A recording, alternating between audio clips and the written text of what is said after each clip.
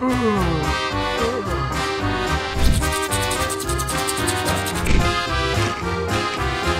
tidur, lanjut ke kamar mandi, makan sambil buru-buru berangkat kerja karena udah telat. Begitulah pagiku tiap harinya seingatku. Tapi suatu hari, aku mutusin buat ngikutin rutinitas pagi miliarder. Dan cara ini benar-benar mengubah hidupku. Pengen tahu semua detailnya? Kalau gitu, ayo kita mulai dari awal. Kamu tahu ada kutipan yang bilang pagi adalah waktu terpenting dalam satu hari? Ya, pagiku selalu ribut. Aku kesulitan ngatur diri sendiri, jadi bukannya manfaatin jam-jam awal ini, aku malah berlari ke kantor sambil ngantuk. Bisa dibilang pagiku yang kacau selalu mengacaukan sisa hariku dan aku pulang dengan lelah dan kesal sama diriku sendiri. Suatu hari, pagiku yang berantakan ngerusak presentasi kerjaku. Jadi aku memutuskan cukup sampai di sini. Lagi pula, pasti ada cara yang lebih baik buat memulai hari kan? Habis browsing-browsing sebentar, aku nemu apa yang aku cari. Rutinitas pagi miliarder. Ternyata, kesuksesan miliarder sebagian besar berasal dari rutinitas pagi mereka yang teratur. Dan kalau ngikutin semua langkahnya, kamu juga bisa memulai harimu dengan perasaan santai, rileks, dan penuh inspirasi. Inilah yang harus kulakukan setiap pagi selama eksperimen kecilku. Pertama, dan yang paling penting, aku harus bangun lebih awal. Atau aku nggak bakal bisa nyelesain seluruh rutinitas sebelum kerja ini. Tim Cook, Richard Branson, dan banyak orang sukses lainnya selalu bangun pagi kan? Jadi, sejak saat itu, alarmku setel pukul 5:30 pagi. Selanjutnya, meditasi. Bermeditasi di pagi hari bikin kita terhubung sama diri kita sendiri dan memulai hari dengan energi positif. Habis itu, lakukan olahraga ringan selama 2-3 menit. Nggak usah berat-berat, cukup beberapa crunch atau push up biar tubuhmu bugar habis istirahat malam. Habis itu, waktunya rutinitas pagi seperti yang biasa kita semua lakukan. Mandi, nyuci muka, gosok gigi, dan kalau aku, sekalian cukuran. Setelah itu, aku langsung ke dapur, bikin secangkir kopi nikmat buat diriku sendiri, dan nulis daftar kegiatanku dalam sehari, termasuk target pribadi dan tugas di kantor. Nah, habis itu, waktunya berangkat kerja. Nah, karena rutinitas pagiku sudah terstruktur, dan jurnal catatan udah aku beli, akhirnya tiba saatnya untuk mulai hidup seperti miliarder. Tapi jujur, beberapa hari pertama eksperimenku kacau banget. Aku suka begadang, jadi susah banget bangun sepagi seperti rencanaku. Akibatnya, pagi-pagi pertama percobaanku hampir sama saja. Aku bangun, lari ke kamar mandi, dan langsung keluar rumah. Minum kopi di jalan dan berharap aku sampai di kantor tepat waktu.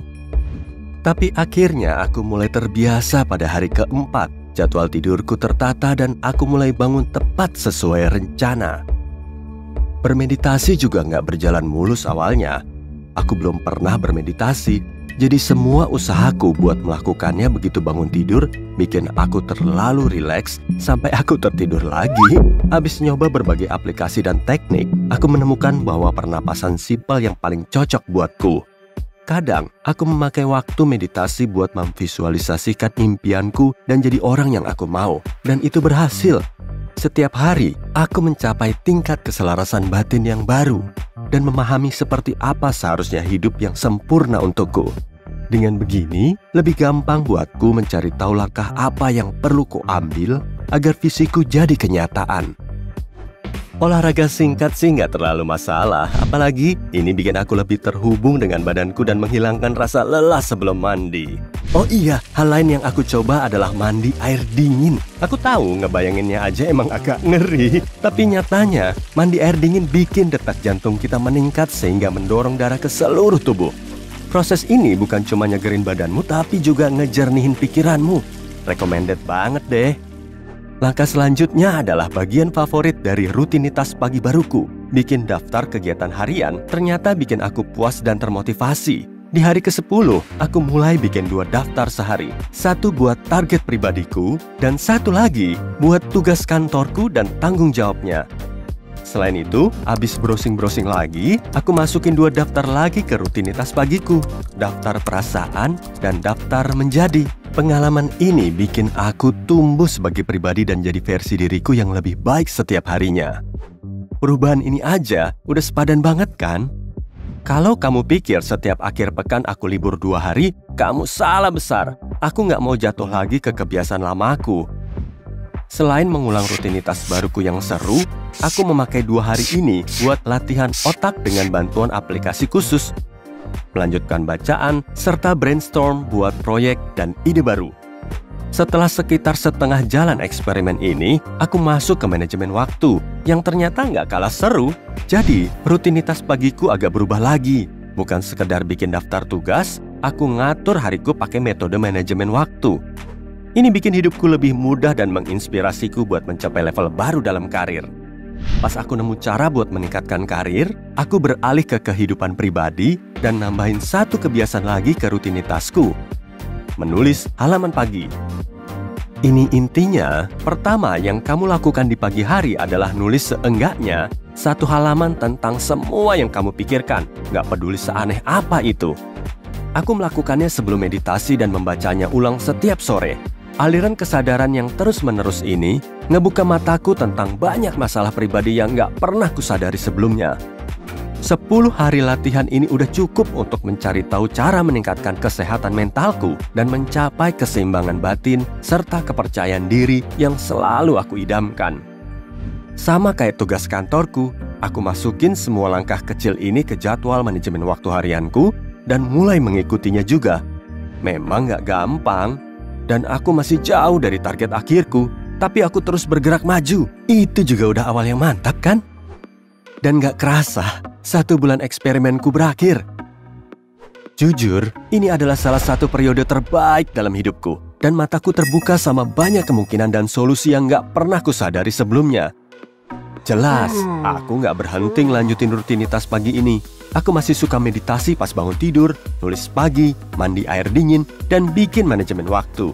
Selain itu, aku juga bikin beberapa aturanku sendiri yang mungkin bisa ngebantu kamu kalau pengen ngikutin jejakku. Buatlah jurnal rasa syukur.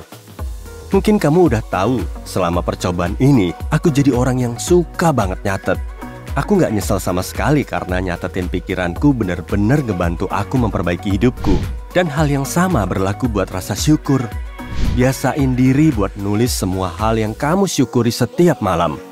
Habis itu, setiap kali lagi nggak mood, buka aja jurnalmu. Aku jamin kamu bakal tersenyum lagi. Selalu terhidrasi.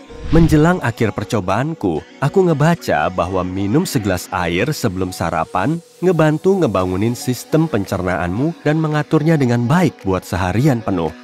Pas aku mulai ngelakuin ini, aku langsung ngeliat perbedaannya. Trik kecil ini bikin kamu ngerasa ringan dan menghindarkanmu dari makan berlebih di pagi hari. Tubuhmu pasti akan berterima kasih. Bikin smoothie buat dirimu sendiri. Belum lama ini, aku ngeganti kopi sama smoothie alami sebagai minuman pagi. Dan efeknya positif banget buat tubuhku. Smoothie alami penuh nutrisi dan vitamin yang dibutuhin tubuh pas bangun tidur. Jadi, mending minum kopi atau tehnya nanti siang saja. Nah, sekian deh. Ini adalah aturan rutin pagiku. Tapi, kamu juga bisa bikin versimu sendiri. Pastiin jam pagimu bikin kamu jadi orang yang lebih baik setiap harinya. Kamu pasti bisa.